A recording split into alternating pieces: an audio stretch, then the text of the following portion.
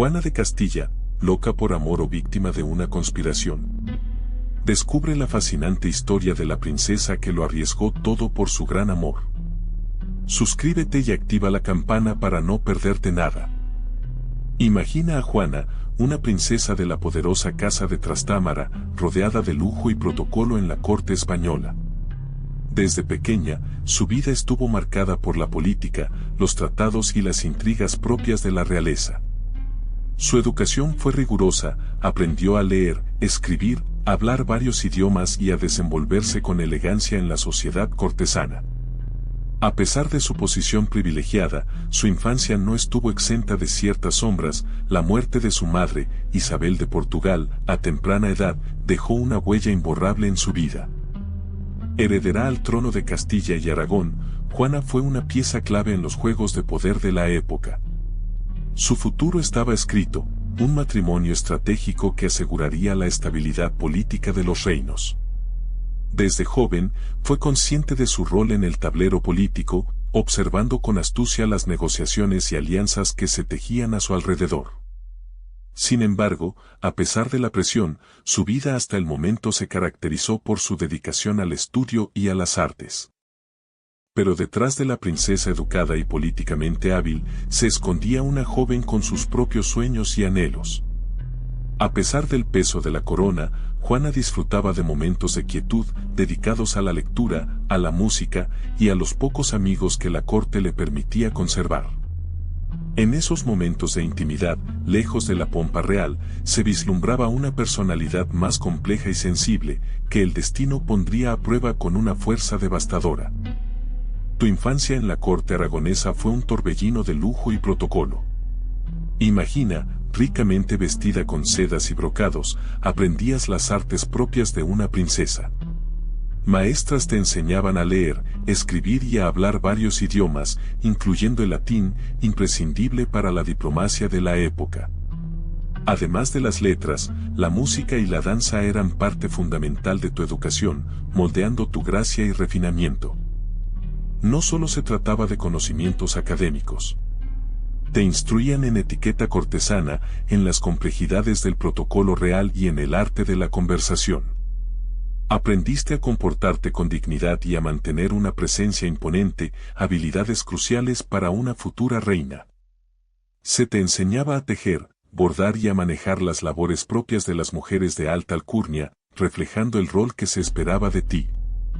Pero la educación de una princesa también incluía aspectos más allá del protocolo. Recibías lecciones de historia, geografía y política, preparando tu mente para las responsabilidades que te aguardaban. Se te enseñaba a analizar situaciones complejas, a tomar decisiones estratégicas y a entender el intrincado juego de poder que definía la vida en la corte. Tu formación buscaba convertirte en una gobernante sabia y astuta. Y entonces, llegó él. Felipe el Hermoso. Recuerda ese primer encuentro. Tú, una joven princesa, rodeada de la pompa de la corte aragonesa. Él, un archiduque austriaco, con una belleza que deslumbró a todos. Sus ojos, azules y penetrantes, se encontraron con los tuyos, y en ese instante, algo cambió. Un flechazo silencioso, una conexión invisible que trascendió las formalidades reales. Los primeros bailes, las conversaciones furtivas entre miradas robadas. Te cautivó su sonrisa, esa que parecía iluminar la estancia. Sus maneras, aunque distantes por la etiqueta de la corte, te transmitían una calidez que te hacía sentir especial. Fue un enamoramiento casi inmediato, un sentimiento profundo que empezó a apoderarse de tu corazón. Ese amor, tan intenso como fugaz en sus inicios, se fue convirtiendo en el centro de tu universo. Dejaste de lado las responsabilidades cortesanas, las lecciones de gobierno, todo palidecía ante la intensidad de ese sentimiento. Cada encuentro con Felipe se convertía en un acontecimiento, una promesa de felicidad que te hacía olvidar el peso de tu corona. Y allí estabas, prometida a Felipe. Un enlace político, una unión entre reinos, pero para ti, un torbellino de emociones. Él, con su belleza fría y distante, te cautivó, sí, pero ¿era ese amor verdadero o una ilusión nacida en la corte, rodeada de intrigas y ambiciones? Recuerda el peso de las coronas, el peso de la responsabilidad que caía sobre tus hombros, mucho antes de que la locura se apoderara de tu mente. El matrimonio, un contrato sellado con un beso. Pero tras la pompa y la celebración, comenzó una realidad distinta a la que soñabas. Felipe, distante y a menudo cruel, te relegó a un segundo plano. Su frialdad te hirió profundamente, alimentando una tristeza que se fue enquistando en tu corazón, mientras la presión de la corte, de las expectativas y las conspiraciones políticas te rodeaban implacablemente. La influencia de su familia, la corte austriaca, se cernía sobre vosotros. Sus intrigas políticas, sus planes para consolidar el poder, te dejaron cada vez más sola, aislada, en un matrimonio que se convirtió en una prisión dorada. Recuerda la creciente sensación de soledad, el vacío que se expandía en tu interior, el sentimiento de estar atrapada en un juego de poder que no comprendías, pero que te consumía poco a poco. De repente, estabas en Flandes, un mundo diferente. El castillo de Vinche, imponente y frío, se convirtió en tu nuevo hogar. La riqueza de los tejidos, los colores vibrantes de los mercados, todo era un contraste con la España que conocías. El idioma, el flamenco, te sonaba extraño al principio, una barrera que poco a poco ibas derribando con la ayuda de tus criadas y tu círculo cercano. La corte flamenca, con sus costumbres y sus jerarquías, era un enigma que ibas descifrando lentamente. Las damas de compañía, con sus vestidos elegantes y sus conversaciones en un idioma que aún te resultaba difícil, te miraban con curiosidad, una mezcla de admiración y recelo. Pero poco a poco, fuiste encontrando tu lugar, aprendiendo las reglas del juego, conquistando su respeto y hasta su afecto. La vida en Flandes, aunque diferente, te ofrecía nuevas oportunidades. Nuevas amistades, nuevos paisajes, una nueva forma de entender el mundo. La belleza de la campiña flamenca, con sus campos verdes y sus molinos de viento, te cautivaba. Incluso la comida, al principio desconocida, fue conquistando tu paladar. Estabas adaptándote, construyendo una nueva vida, una vida lejos de España, pero no por ello menos plena. Pero la frialdad de Flandes no pudo apagar la llama del amor entre tú y Felipe. Pronto, una nueva alegría llegó a vuestras vidas. El nacimiento de tu primogénito, un niño robusto y sano, llenó el castillo de Vinche con risas y esperanzas. Fue un momento de inmensa felicidad, un respiro en medio de las intrigas políticas y las presiones de la corte. Observaste con ternura a tu bebé, un pequeño príncipe que heredaría un reino. Los años siguientes fueron un torbellino de nacimientos. Una niña, luego otra, y más tarde, otro niño. Cada nuevo bebé traía consigo una nueva dosis de alegría, pero también incrementaba la tensión. La crianza de tus hijos, rodeada de la opulencia y la rigidez de la corte flamenca, era un desafío constante. Entre pañales, arrullos y la preocupación constante por su salud y educación, intentabas encontrar un equilibrio. Sin embargo, la felicidad familiar se veía constantemente amenazada por las disputas políticas y los conflictos entre las diferentes facciones de la corte. La presión de ser la reina de un vasto imperio, la constante vigilancia y la inestabilidad política de la época creaban un ambiente cargado de tensión que incluso tus pequeños tesoros podían percibir. A pesar de todo, tú luchabas por proteger a tus hijos, por darles un hogar, un espacio de amor y estabilidad en medio del caos. La corte española bullía de intrigas. Tu suegra, Juana la Loca, y tu propia familia, los reyes católicos, observaban tus movimientos con recelo. Algunos nobles te veían como una amenaza a su poder, una extranjera que había ascendido demasiado rápido. Otros, sin embargo, te veían como una aliada, una reina poderosa con la que podían formar lazos estratégicos. La rivalidad entre los nobles españoles y los flamencos, tus allegados, era un caldo de cultivo para el conflicto. Cada bando buscaba tu favor, te ofrecía apoyo y lealtad, pero sus intenciones no siempre eran puras. Tenías que navegar con cuidado entre las traiciones, los chantajes y las alianzas políticas cambiantes para evitar caer en las redes de la ambición de la corte. Te encontrabas en una posición delicada. Tu matrimonio con Felipe, aunque apasionado, era también una pieza clave en el tablero político. Mantener la paz entre las facciones rivales era crucial, tanto para tu propia seguridad como para la estabilidad del reino. Cada decisión que tomabas, cada alianza que forjabas, tenía consecuencias de gran alcance. La muerte de Isabel la Católica te golpeó con la fuerza de un maremoto. Su fallecimiento marcó el fin de una era de estabilidad y poder para la corona de Castilla. De repente, te encontrabas en una posición de enorme vulnerabilidad, rodeada de enemigos que olfateaban la debilidad. Tu suegra, Juana, siempre celosa de tu posición, ya no tenía la contención de la reina para sus ambiciones.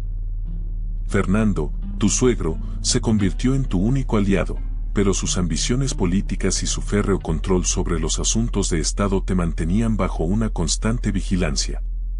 La muerte de Isabel dejó un vacío de poder que muchos intentaban llenar, generando una atmósfera de tensión e incertidumbre que te afectaba directamente.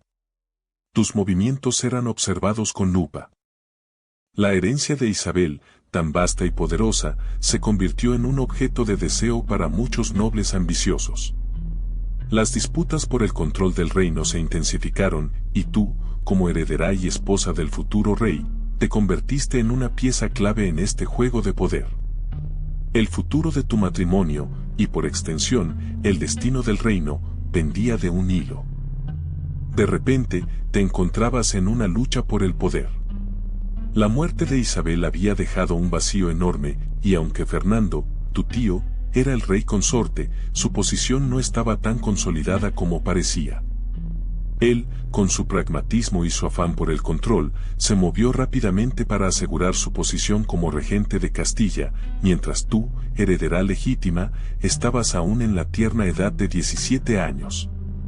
La rivalidad entre ambos era palpable, una sombra alargada que amenazaba con eclipsar tu reinado incluso antes de que comenzara. La nobleza castellana, dividida entre la lealtad a la tradición y el pragmatismo de Fernando, se convirtió en un campo de batalla político.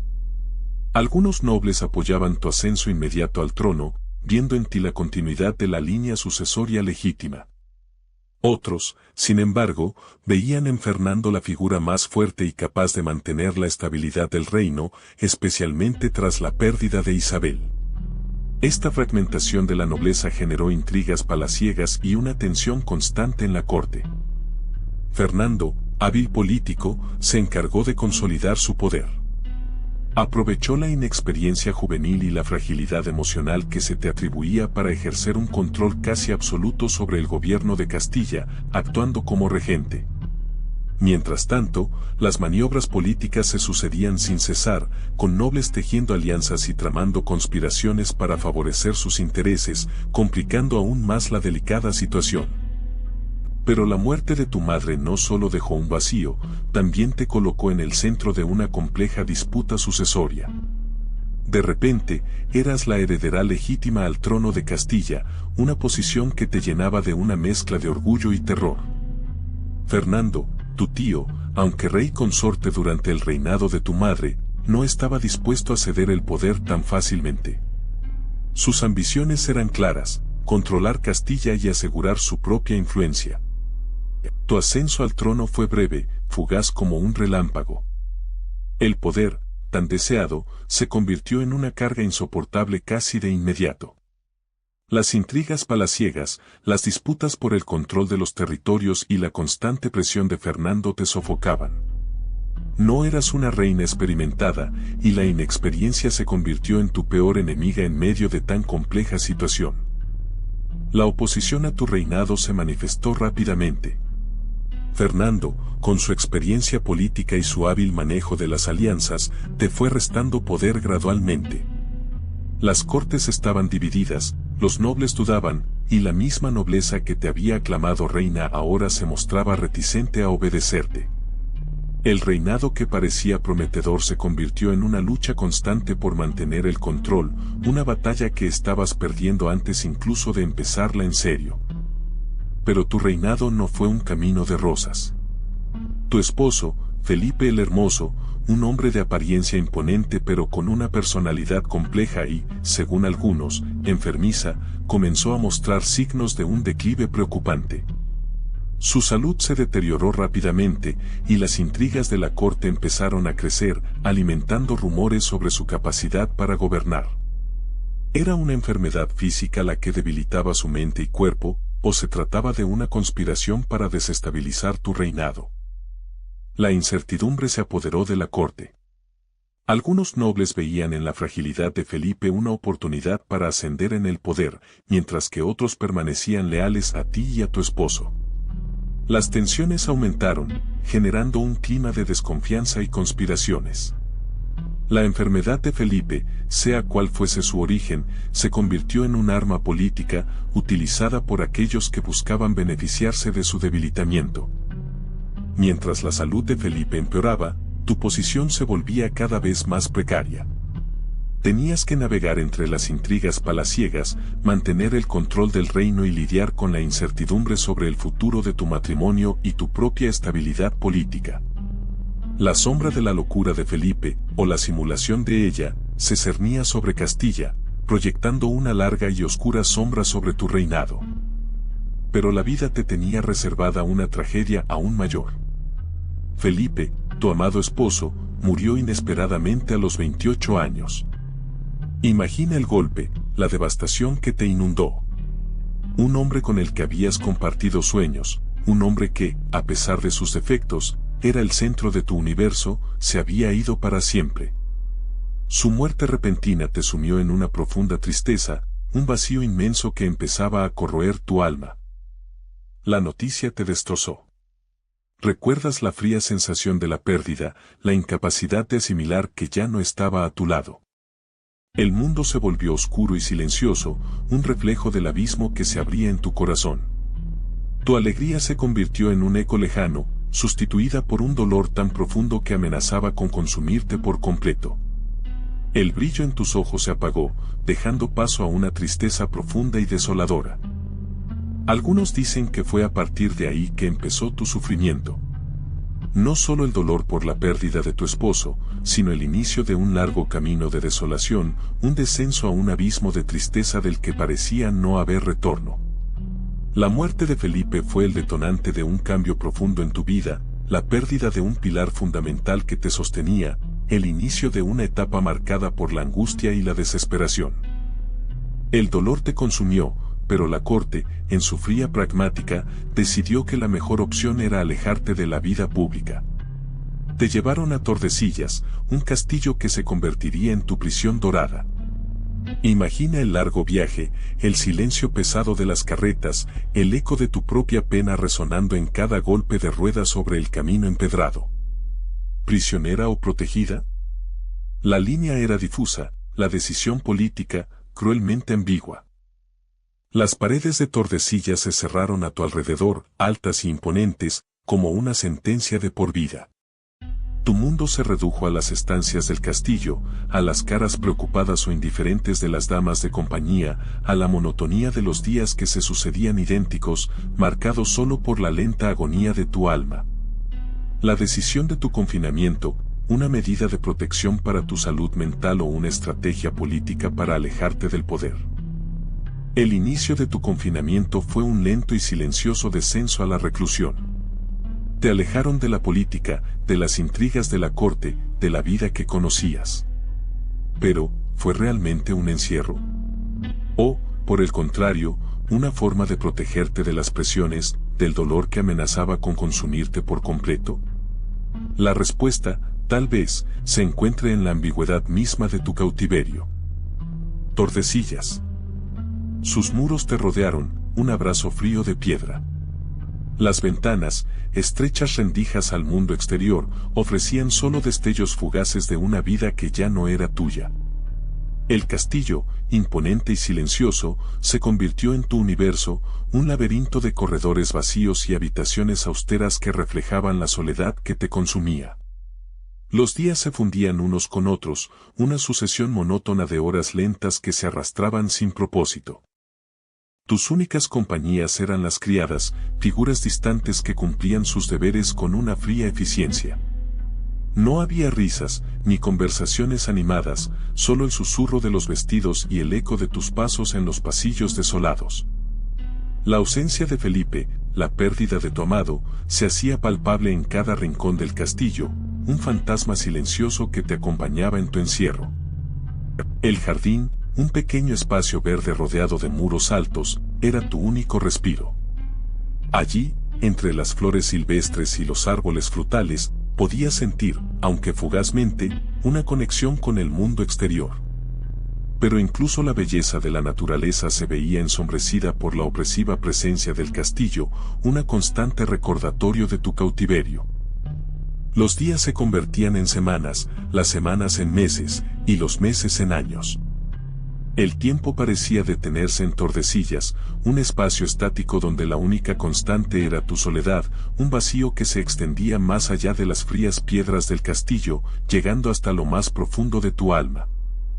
Desde Tordesillas, los rumores comenzaron a tejerse como una tela de araña invisible, envolviendo tu figura en un halo de misterio. Palabras susurradas en los pasillos del palacio, conversaciones a escondidas en las cocinas, cartas que cruzaban fronteras con tinta que revelaba más de lo que ocultaba. Tu reclusión se interpretó como una confirmación de lo que muchos ya sospechaban, que la reina estaba loca. La corte, siempre ávida de chismes y poder, se encargó de alimentar la leyenda. Cada uno de tus actos, por insignificante que pareciera, se magnificó, se retorció, hasta convertirse en evidencia de tu supuesta locura. Un gesto, una palabra fuera de lugar, una mirada perdida, todo se convertía en munición para los que buscaban deslegitimar tu reinado. La información, distorsionada y amplificada, viajó rápidamente. De Madrid a Toledo, de Sevilla a Barcelona, la historia de la reina loca se extendió como un incendio forestal. Se escribieron poemas, se compusieron canciones, se crearon historias que te retrataban como una figura trágica, víctima de una pasión desbordada, o como una amenaza para el reino. Esos susurros llegaron a oídos de los médicos reales, hombres de ciencia, o, al menos, eso creían ser, que se acercaron a ti con sus sangrías, sus purgas y sus diagnósticos, tan inciertos como el futuro. Para ellos, tu tristeza, tu obsesión por Fernando, era una enfermedad, una locura provocada por la melancolía. Te veían como una víctima de tu propia pasión, incapaz de superar la pérdida de tu amado. Algunos, más audaces, se aventuraban a diagnosticar una melancolía amorosa, una enfermedad reconocida en la época, que atribuían a tu profunda tristeza y al desequilibrio emocional causado por la muerte de Fernando. Otros, más conservadores, hablaban de pasión desmedida, una afección que en su mente se traducía en una debilidad mental, una falta de control de las emociones que te hacía presa de la locura. En realidad, ninguno de ellos contaba con las herramientas necesarias para comprender la complejidad de tu sufrimiento. La medicina de la época era rudimentaria, basada en teorías antiguas y en una visión limitada de la salud mental. Para ellos, cualquier desviación de la norma se consideraba una enfermedad, una falta de equilibrio en los humores del cuerpo, algo que se podía curar con sangrías, purgas o rezos. Pero ¿qué pasaba si tu dolor era simplemente humano, demasiado humano para ser comprendido? ¿Pero quién era realmente Juana? Esa es la pregunta que ha perseguido a historiadores durante siglos. En su tiempo, la imagen que se proyectaba de ella era la de una reina poderosa, aunque melancólica. La hija de los reyes católicos, una mujer educada y culta, que se enamoró perdidamente de Felipe el Hermoso. Sin embargo, tras la muerte de su esposo, la narrativa comenzó a cambiar. Los rumores de locura se extendieron como la pólvora, alimentando una imagen de debilidad y desequilibrio. Durante siglos, la historia de Juana se contó desde la perspectiva de los hombres que la rodearon, su padre, su suegro, sus propios hijos. Se la pintó como una mujer incapaz de gobernar, víctima de sus emociones, una reina enloquecida por el amor. Esta imagen, fuertemente influenciada por la propaganda política de la época, la relegó a un papel secundario, convirtiéndola en un símbolo de fragilidad femenina. Sin embargo, en tiempos más recientes, la perspectiva ha comenzado a cambiar. Historiadores modernos han revisado las fuentes, cuestionando los diagnósticos de la época y analizando el contexto político en el que se desarrolló la vida de Juana. Se empieza a ver a Juana no solo como una víctima de las circunstancias, sino también como una mujer compleja, con una gran capacidad de liderazgo y una fuerte personalidad que fue silenciada. Pero la melancolía que se percibía en las crónicas palaciegas se revela con una profundidad inesperada en sus cartas. Imagina, cientos de misivas escritas a mano, revelando una mujer compleja, apasionada y profundamente afectada por la muerte de su padre, Fernando el Católico. En ellas, Juana no es solo una reina, sino una hija que llora la pérdida de su guía y confidente. Sus palabras, llenas de dolor y una innegable devoción por su esposo, Felipe el Hermoso, nos muestran un lado de la historia que los retratos oficiales no pueden capturar. A través de sus cartas, descubrimos la intensidad de su amor por Felipe, un amor que la llevó a tomar decisiones que posteriormente serían cuestionadas. Su correspondencia refleja una dependencia emocional profunda, una entrega total a su marido que, con el paso del tiempo, se transformó en una obsesión que nubló su juicio. Lee entre líneas, observa las frases cargadas de afecto, la desesperación que se filtra en cada palabra, y verás un retrato psicológico mucho más completo de la reina. El análisis de su caligrafía, incluso, ha dado pie a interpretaciones fascinantes. Algunos expertos han visto en sus trazos la evolución de su estado mental, el cambio gradual de una escritura firme y elegante a una más torpe y nerviosa, reflejo de su creciente angustia. Es como si, a través de la tinta y el pergamino, su alma se manifestara, dejando tras de sí un legado de cartas que trascienden el mero acto de comunicación, convirtiéndose en un testimonio invaluable de una vida marcada por la pasión y la tragedia. Pero, ¿hasta qué punto fue Juana una pieza en un tablero de ajedrez político? Tú mismo puedes ver en sus cartas, entre las declaraciones de amor incondicional, atisbos de la compleja red de alianzas y rivalidades que la rodeaban. Las decisiones que tomó, o que se le impusieron, tenían consecuencias geopolíticas de gran envergadura. Su matrimonio con Felipe el Hermoso, por ejemplo, fue un movimiento estratégico de gran calado. Piensa en la presión constante que debía sentir, la necesidad de asegurar la sucesión de la corona española, un objetivo que se veía comprometido por los conflictos entre las distintas coronas y las ambiciones de las potencias europeas. La influencia de su entorno, compuesta por cortesanos y familiares con intereses ocultos, moldeó sus decisiones, aunque ella, con su personalidad arrolladora, también jugaba sus propias cartas. Su propio padre, Fernando el Católico, un estratega político consumado, fue una figura clave en su vida. Aunque la amaba, también la usó como herramienta para consolidar su poder y asegurar el futuro de sus reinos. Su encierro fue un acto de protección o una estrategia para neutralizar una reina demasiado poderosa e impredecible. La línea entre la locura y la manipulación se vuelve borrosa.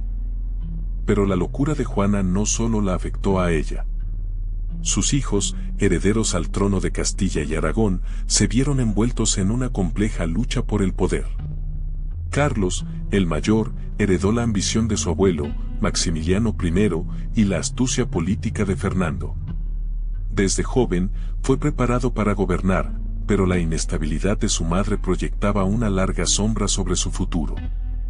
Isabel, su hermana, aunque inicialmente relegada por su género, demostró una inteligencia política notable. Su matrimonio estratégico con el rey Manuel I de Portugal la posicionó como una figura influyente en las disputas por la sucesión, tejiendo alianzas y ejerciendo una influencia que nadie esperaba de ella. Recuerda que la época no era fácil para las mujeres. Fernando y Catalina, los hermanos menores, también jugaron sus cartas. Fernando, con su carácter reservado, se mantuvo al margen de las disputas abiertas, pero su posición como heredero potencial nunca fue ignorada por los demás. mientras Catalina, la más joven, su futuro estaba ligado a los movimientos políticos de sus hermanos mayores. La lucha por la sucesión no fue solo entre los hijos de Juana, sino también entre las distintas facciones de la nobleza castellana y aragonesa. Cada uno de los hermanos, apoyados por diferentes grupos de poder, se enfrentó a una compleja red de intrigas y alianzas que te mantendrán pegado a la pantalla. ¿Quién saldría victorioso de esta compleja batalla? La ambición de su abuelo, Fernando el Católico, se reflejaba en él. Carlos, desde joven, se vio envuelto en las complejidades de la corte y las disputas por el poder. A pesar de la enfermedad mental de su madre, Juana, él se aferró a su derecho a la herencia, un derecho que tuvo que defender con astucia y firmeza frente a las intrigas y los desafíos de la época. Imagina la presión, heredero a 2 imperios, con una madre incapacitada y una familia dividida. Su ascenso al trono no fue fácil. Tuvo que navegar entre las tensiones entre Castilla y Aragón, lidiar con la influencia de los nobles y la oposición a su reinado. Recuerda que la situación de su madre fue usada en su contra por muchos que buscaban debilitar su posición, cuestionando su legitimidad como heredero.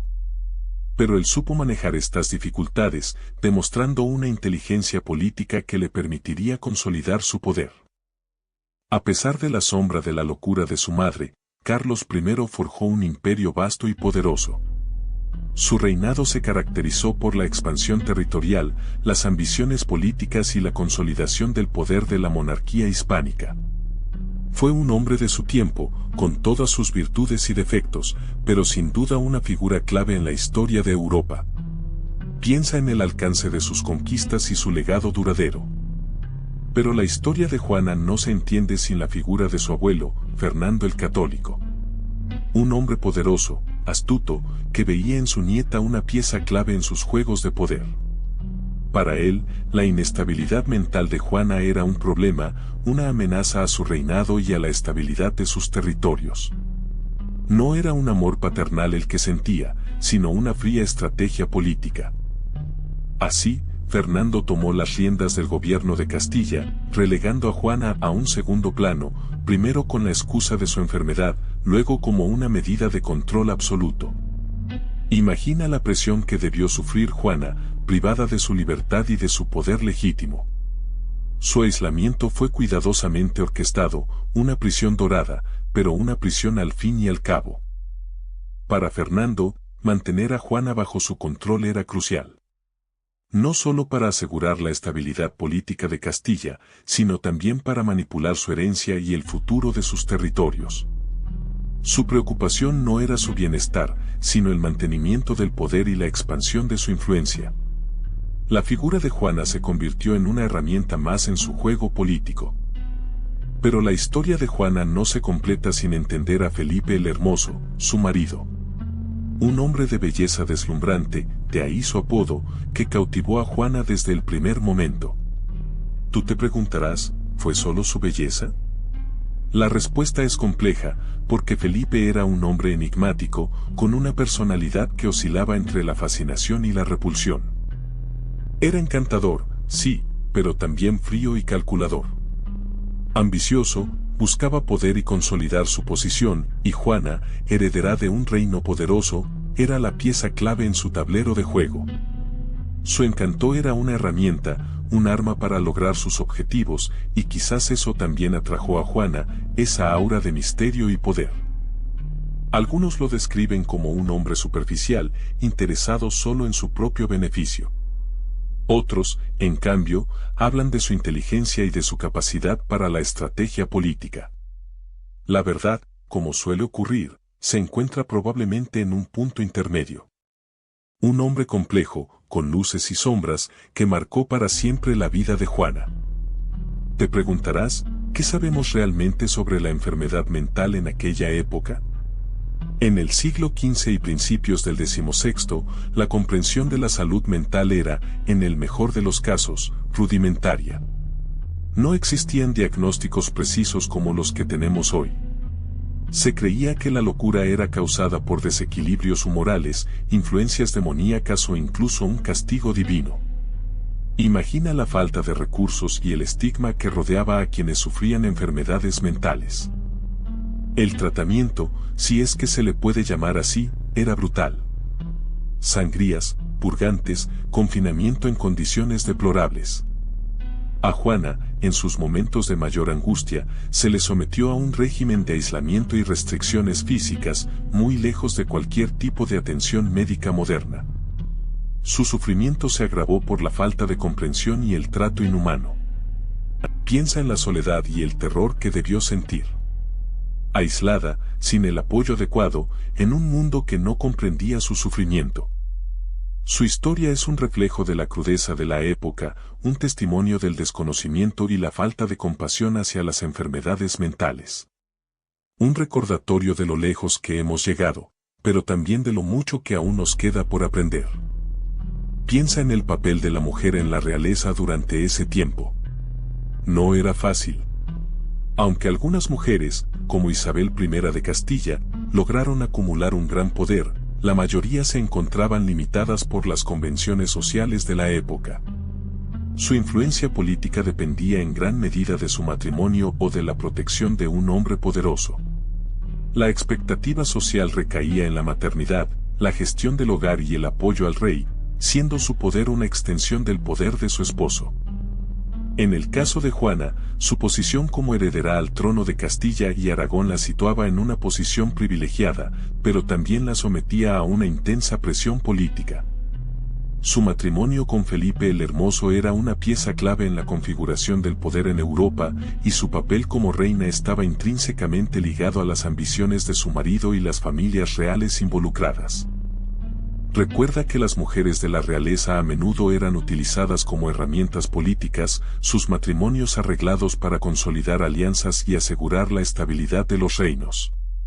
Juana, en ese sentido, no fue una excepción, y su vida estuvo marcada por las complejidades de la política europea y las rígidas estructuras de poder de su tiempo. Su capacidad para ejercer su propio juicio y su autonomía estaban constantemente en disputa. Imagina la vida de Juana en un contexto profundamente religioso. La Iglesia Católica no era solo una institución, era el centro de la vida social, política y, por supuesto, personal. Cada decisión, desde casarse hasta ir a la guerra, pasaba por el filtro de la fe. Para entender a Juana, tienes que entender la omnipresencia de la Iglesia en su tiempo. La religión permeaba todos los aspectos de la corte. Los matrimonios eran acuerdos políticos, pero también estratégicos desde una perspectiva religiosa, buscando fortalecer alianzas y asegurar la legitimidad dinástica. El poder de la Iglesia era inmenso, capaz de influenciar reyes y reinas, incluso de excomulgarlos. Piensa en la confesión, la penitencia, la búsqueda constante de la salvación del alma. Estos eran elementos cruciales en la vida de Juana y de todos los que la rodeaban. La espiritualidad no era algo separado de la política, sino que se entrelazaba con ella de manera profunda, afectando incluso las decisiones más importantes del reino. Piensa en la complejidad de su historia. Juana, la heredera rechazada, la reina enloquecida, se convirtió en un símbolo, un catalizador de cambios políticos. Su larga y controvertida vida, aunque marcada por la enfermedad mental, impactó directamente en la configuración de la monarquía española. Su situación, aunque trágica para ella, dejó una huella imborrable en la sucesión al trono y en la formación del reino hispánico. La lucha por el poder entre Fernando e Isabel, y más tarde entre sus hijos, se vio profundamente influenciada por la condición de Juana. Su incapacidad para gobernar de forma efectiva abrió las puertas a la ambición de sus familiares, dejando claro la fragilidad de un sistema basado en la sucesión hereditaria y la importancia de la salud mental del monarca. A largo plazo, el reinado de Carlos I, su hijo, se vio condicionado por las disputas surgidas en torno a la legitimidad de su poder, directamente relacionadas con el estado mental de su madre.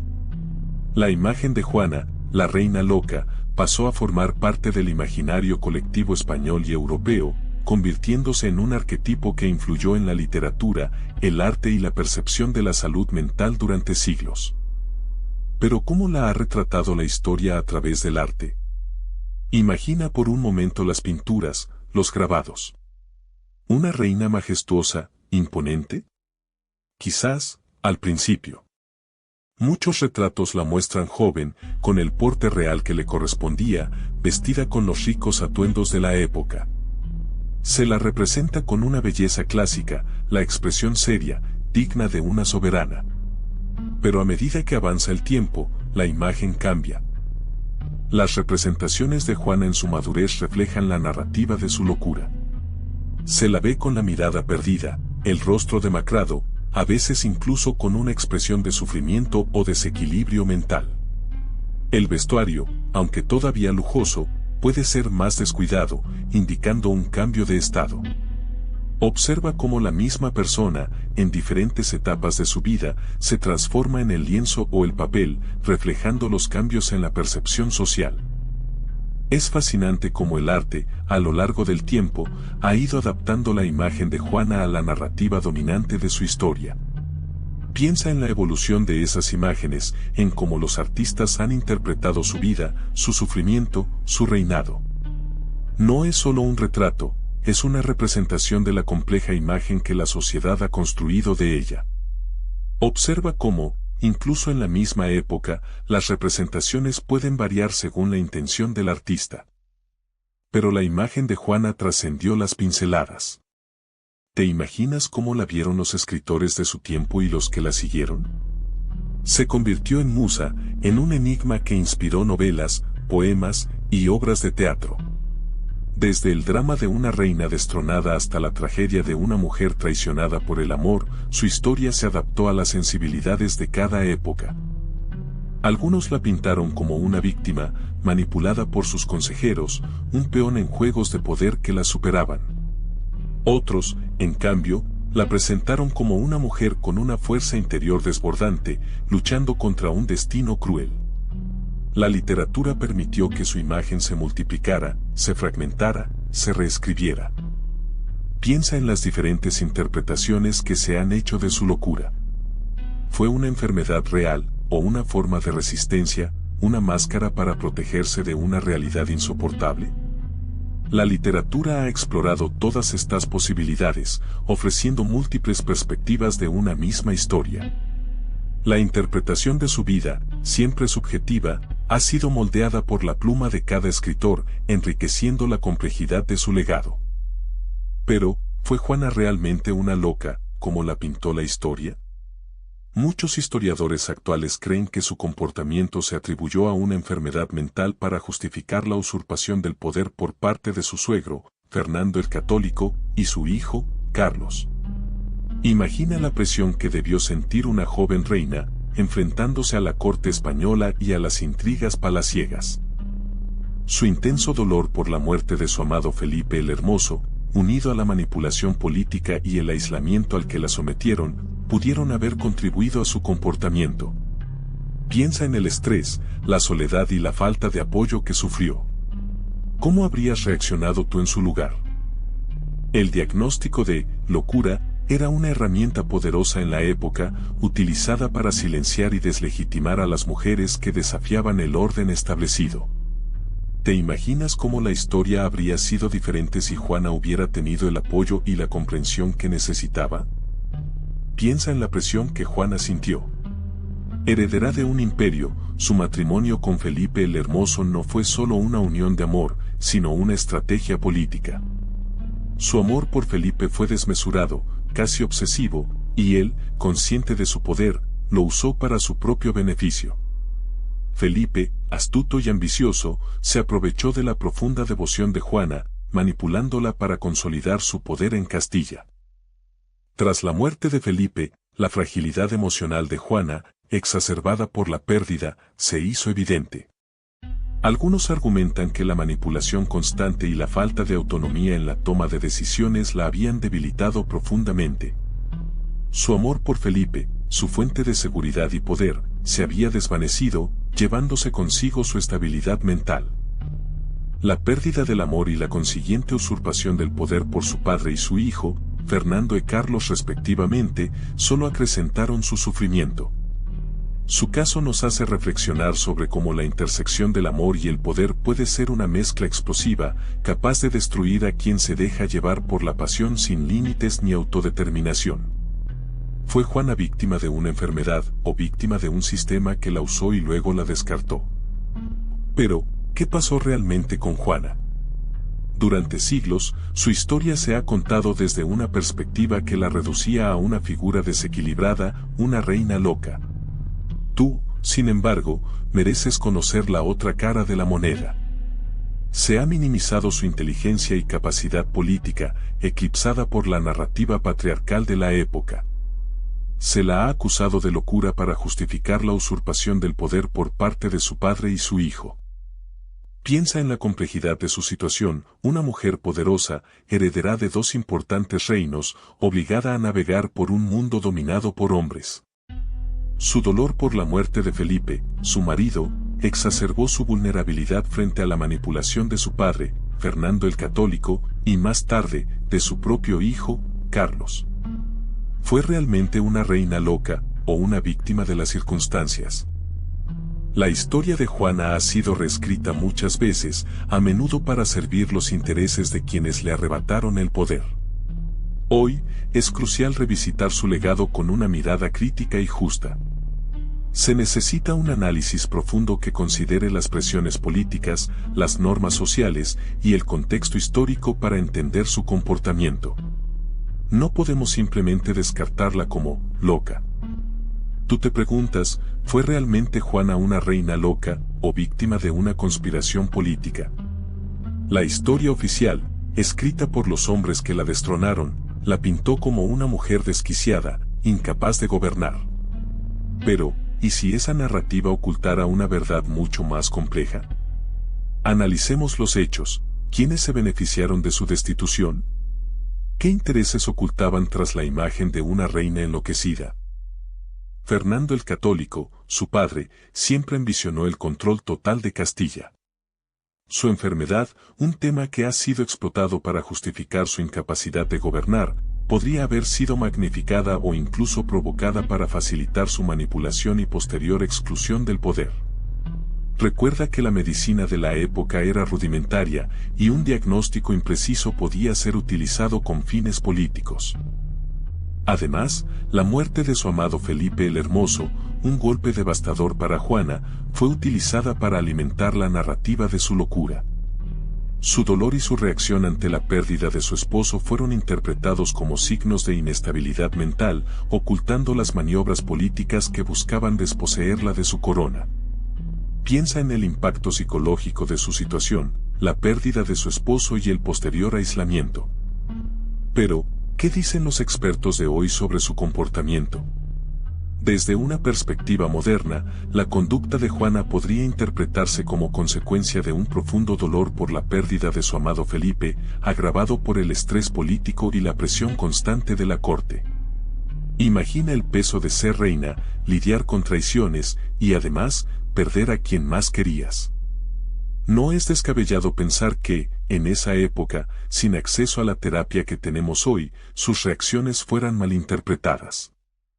Algunos historiadores plantean la posibilidad de que Juana sufriera de depresión profunda, incluso de un trastorno bipolar.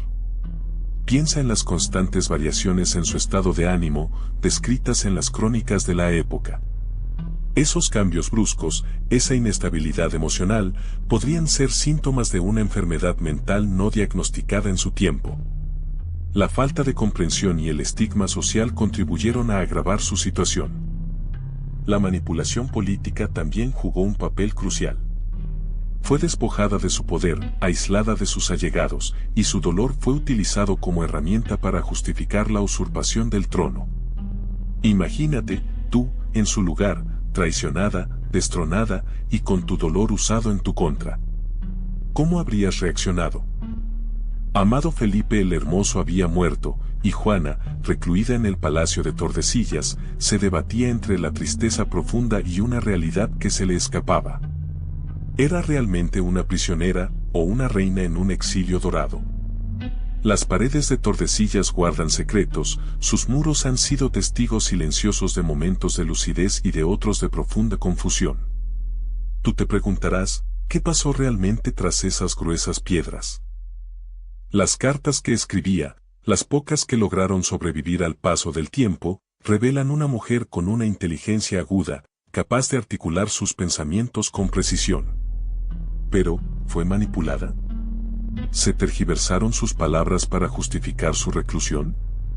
La historia, como sabes, está escrita por los vencedores, y en este caso, la versión oficial, la de Fernando el Católico, ha dominado durante siglos.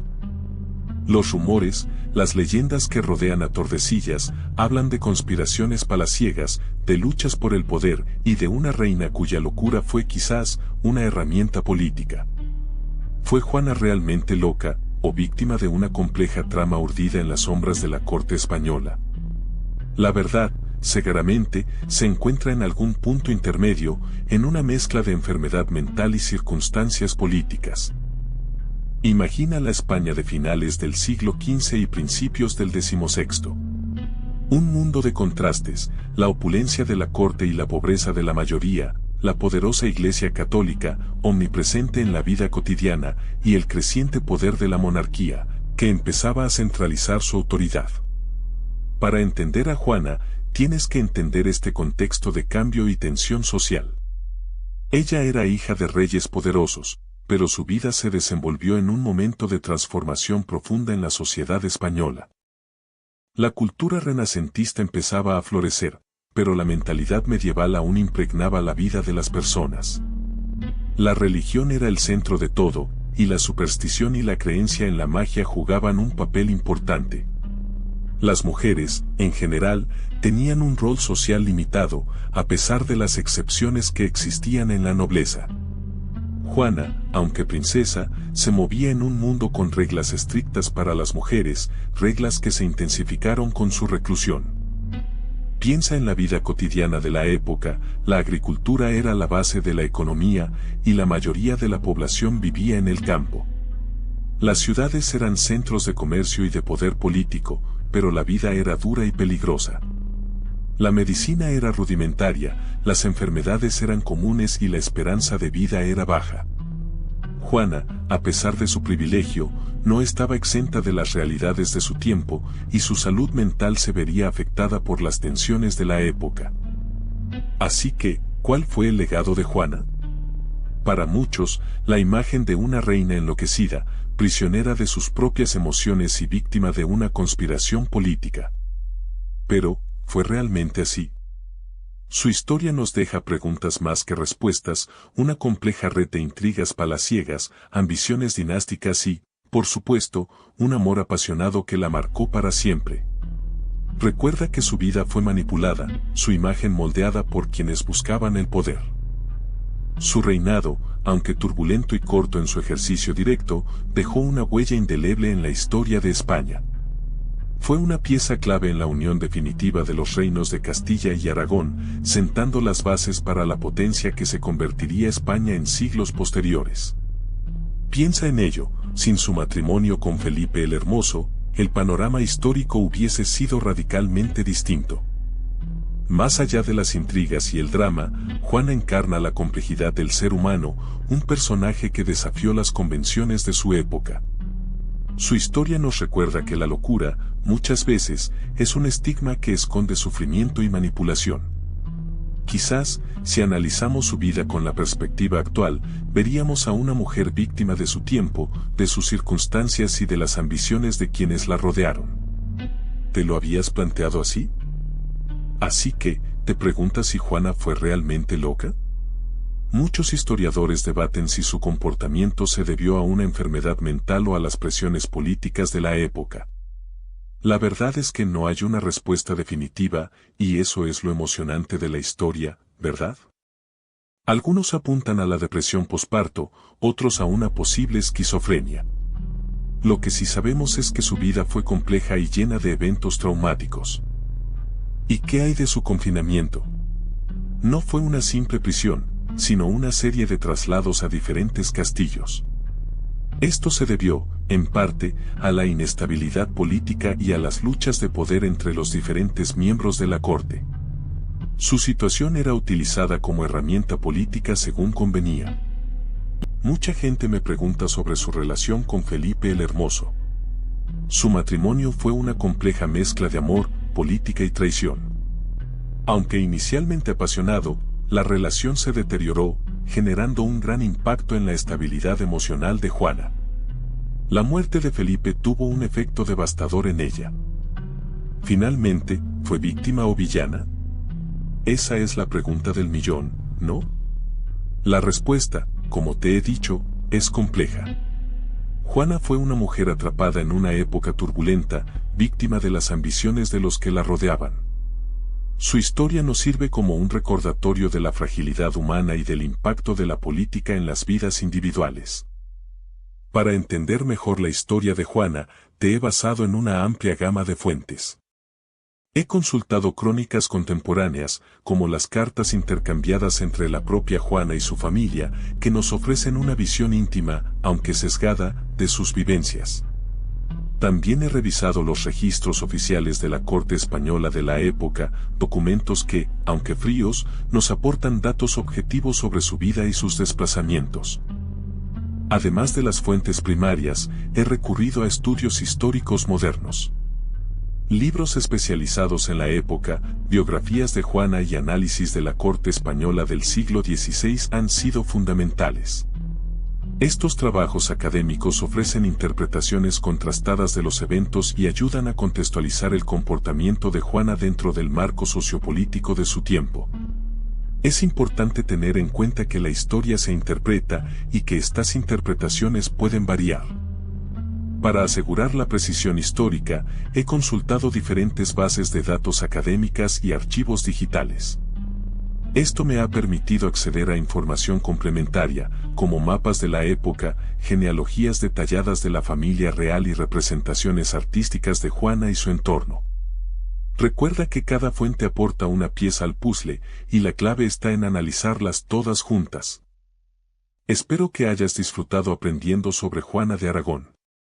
Si te gustó, dale a like y suscríbete para más historias. ¿Qué te pareció su trágica historia de amor?